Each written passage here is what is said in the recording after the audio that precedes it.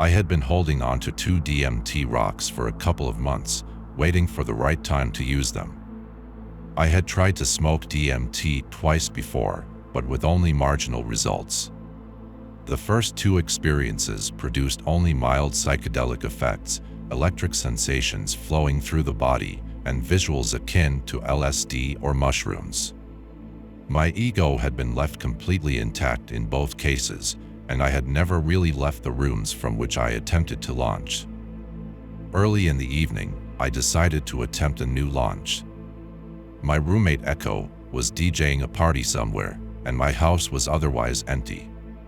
Just after dark, I set up my zone, stringing my hammock up between 2 trees in my backyard. I lit 2 sticks of incense at the base of the 2 trees and settled into my hammock. I had decided to smoke the DMT using my vapor genie by placing the smaller 60 milligrams rock directly on the VG screen.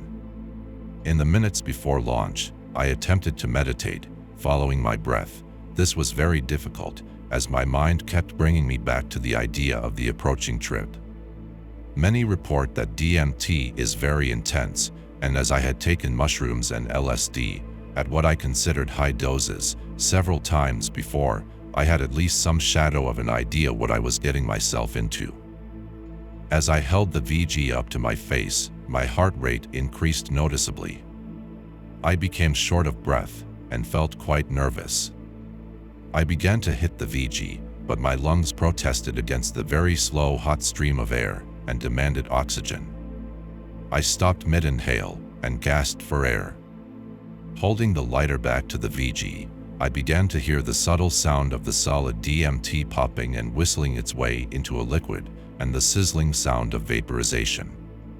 I continued hitting the VG, but never really felt a concentrated hit.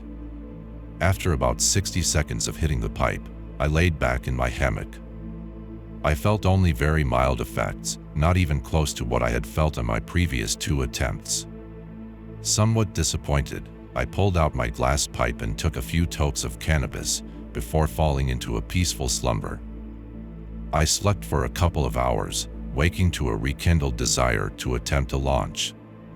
I like to consider myself a truth seeker, willing to weather the uncertainty of alternative and expanded awareness in the attempt to contact and understand a more fundamental reality. Given an adequately prepared set, an appropriate setting, the right tools, and the right chemical key, a curious psychonaut will seize the opportunity for learning, in spite of his nerves and reservations about the unknown. With newfound resolve, I took my VG inside to reload. Upon taking it apart, I found a black gooey substance caked all over the screen, effectively clogging the pipe. After removing the screen, I found the same gunk running down into the stem of the pipe.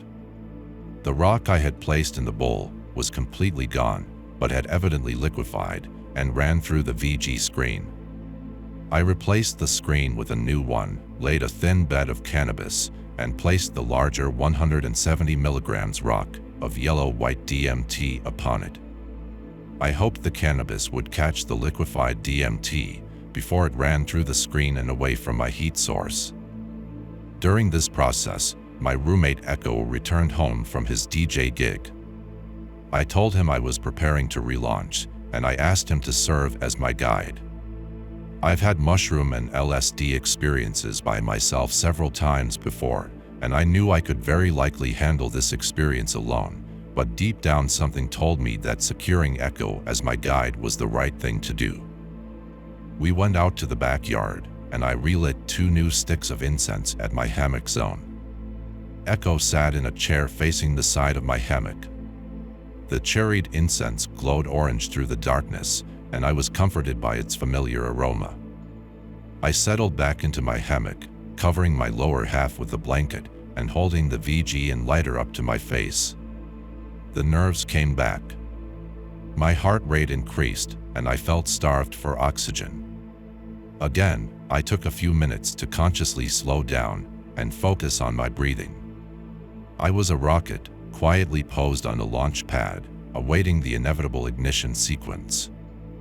"See you in eternity," Echo said, as I flicked my lighter and held the flame to the VG. Again, I could hear the popping and sizzling of the vaporizing rock, but this time I got a concentrated vapor hit, complete with that subtle plastic taste I had encountered on my previous attempts. I exhaled the white vapor and went back for a second hit. My body began to buzz with the familiar electricity. This buzz kept growing in intensity through the hit, and by the time I exhaled and began the third hit, it was growing with such momentum, I knew this attempt would succeed. I continued inhaling, despite the electricity now surging through my body. The third hit gave me what felt like the thickest hit yet, and as I blew out the column of plastic vapor, I fell softly back into my hammock, body and mind, disintegrating into a billion disconnected pieces, scattered across the face of oblivion. After body and psyche are broken down and blasted out in all directions, there is only emptiness. This is the clear light of the unformed. There is in fact no experience here that the psyche can preserve in memory. This state coincides with the death of the ego and a discontinuity of recorded experience. It would be impossible for me to say how much earth time elapsed during this state of freedom. Later echo would tell me that the silence lasted around 10 minutes. The first flash of experience is a recognition of falling out of this emptiness. Only after slipping out of the void can any conscious recognition occur. As the clear light slipped away, I recognized it as sheer perfection. It is identified as divine bliss, a state completely devoid of imperfections, impermanence, or dissatisfaction of any kind. It lacks any hint of duality or ego, and has a distinct impersonal quality. Just after falling out of the light, I felt I had an opportunity to return to it. This window is quite small, however, since the fall out of the light is like the falling of an object toward the earth. At first the object falls slowly. Enough energy directed upward may overcome the downward motion and return the object to its original position. But after some time, the object gathers too much momentum, and there is no reversing the fall. The psyche pulls at one in the same way that gravity pulls a falling object. The initial flash of recognition is produced by the first shred of the psyche reinstating itself. As this piece solidifies, other pieces begin to solidify around it. As more pieces of the psyche fall into place, the self-reconstruction process accelerates like an avalanche. Timely application of just the right kind of concentrated energy could reverse this avalanche and return one to the liberation of the clear light. However, in my case, the pull of my ego is strong and familiar, and affinity for the habitual inevitably pulled me away from the impersonal void and back into the process of reconstructing my psyche. Almost the same instant that I realized what was happening, I knew that I had fallen past the point of no return. The momentum of my fall back into the ego was too strong to overcome. I began to fall through a sea of imagery collected during my current life. All the people, places, ideas, and symbols I've come to know were interlocking and flowing freely like a fluid. I experienced this vast sea of imagery outside of time, holding all of the pieces in awareness simultaneously. Its scope and beauty were absolutely overwhelming. During this period, I experienced several profound philosophical realizations. I could see that the emptiness from which I had fallen was the fundamental state of perfection in the cosmos. All efforts to make one's own life, as well as others' lives better, culminate in this state. It is the attractor and the end of time, pulling the individual and the whole of life toward its perfection. I felt that the purpose of experiencing life is to cultivate the qualities and skill necessary to find the clear light and to stay in it without falling back into routine, ego-dominated reality. This applies to the individual as well as the collective of all living beings. I saw that the cultivation of good mental qualities are essential to the process. Intelligence, concentration, and ultimately wisdom are all necessary to make and then maintain contact with the clear light. In addition, compassionate behavior or right action on the individual and the collective scale is also essential to the attainment and preservation of divine bliss.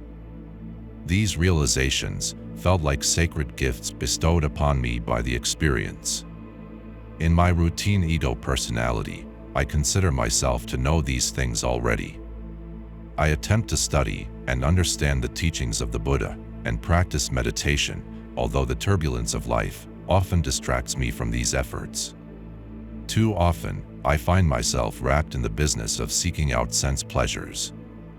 Experiencing the falling from the clear light and relearning the significance and purpose of spiritual endeavors, like the cultivation of good mental qualities and the performing of right actions on some very deep and real level of my psyche, are invaluable.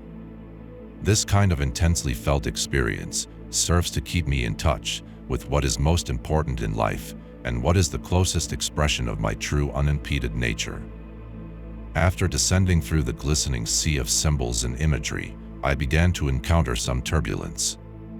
As the psyche reconstructs itself, it becomes more and more fixed and solid, in contrast to the complete lack of form of the void and the flowing fluid nature of the sea of imagery. There is a tension felt around the crystallized parts of the psyche as the more fluid parts flow by, lapping and swirling into turbulent eddies. As I felt this tension building in intensity, I remember uttering the name of my most trusted teacher. Her name serves me as protector during the unsteady phases of my psychedelic voyages. As more and more of my psyche crystallized into a recognizable human form, my awareness across the sea of imagery began to hone in on one particular set of images. Soon I was surrounded by the naked bodies of copulating couples. I did not experience attraction or desire toward these images, as I have before on LSD. I was simply an impartial observer. Suddenly, I felt an intense connection with my own biological mother. I felt her presence and noted the bond of love. I realized that I was being cradled by the warm, fleshy interior of a womb. I sat up in my hammock, pulling myself into the fetal position. I could see my physical surroundings for the first time, but I was bathed in softly enchanting red, purple, and blue light. Soon I felt the enchanting light slipping away, leaving in its place a deep sense of renewed purity. I had been reborn. Then I wept. I wept and wept with joy and gratitude. I was back. Between sobs of joy, I managed to articulate, "Thank you, Echo." I didn't know how to explain to him how helpful and critical his quiet, grounded presence was to my experience. The role of the psychedelic guide is complex and beautiful. Somehow his grounded, non-doing presence serves to facilitate the smooth passing of the voyager through the various phases of the experience. I silently honored my earlier intuition to request his service as guide to my session. Gradually, my sobs became more like laughter. The distinction is subtle anyway. I was awed by the eerie familiarity of the entire death and rebirth process, as if I had experienced it countless times before. The DMT death and rebirth experience had just confirmed what I already knew deep down. The purpose of life is to make life better for oneself and all other beings. This gradual incremental process of making life better a tiny bit at a time culminates in the divine bliss felt just after the breakup of the body and psyche. This state of unbecome perfection is the attractor at the end of cosmic time. To recognize it and to maintain it requires the systematic development of good mental qualities like concentration and awareness. It also requires the performance of compassionate actions in the physical world. These efforts, made diligently enough, shall deliver the individual and the collective of all life in the cosmos into the divine state of perfection, into the mind of God. This first true breakthrough DMT experience contained at least as much depth as I found in the peaks of my high-dose mushroom and LSD experiences. The main distinction I notice is the duration. The entire experience is condensed. The various aspects of the experience flow by at mind-numbing speed, making it potentially even more difficult to retain and integrate any lessons learned or realizations attained. The retainable content of the experience begins only after one falls out of the void and lasts through the rebirth back into the familiar personality. This fall takes only a few minutes to bring the voyager all the way back to baseline routine reality. After reflecting on my experience, I returned to my bedroom and slipped into a peaceful slumber. By the next morning, as I write this account, the original content of the deeply felt philosophical realizations has all but faded. I am left with the words I used to articulate the realizations and the memory that these words were connected to a very real profound experience. Time will reveal how this DMT trip will affect my choices as a human being, navigating through the dream we all call routine waking reality.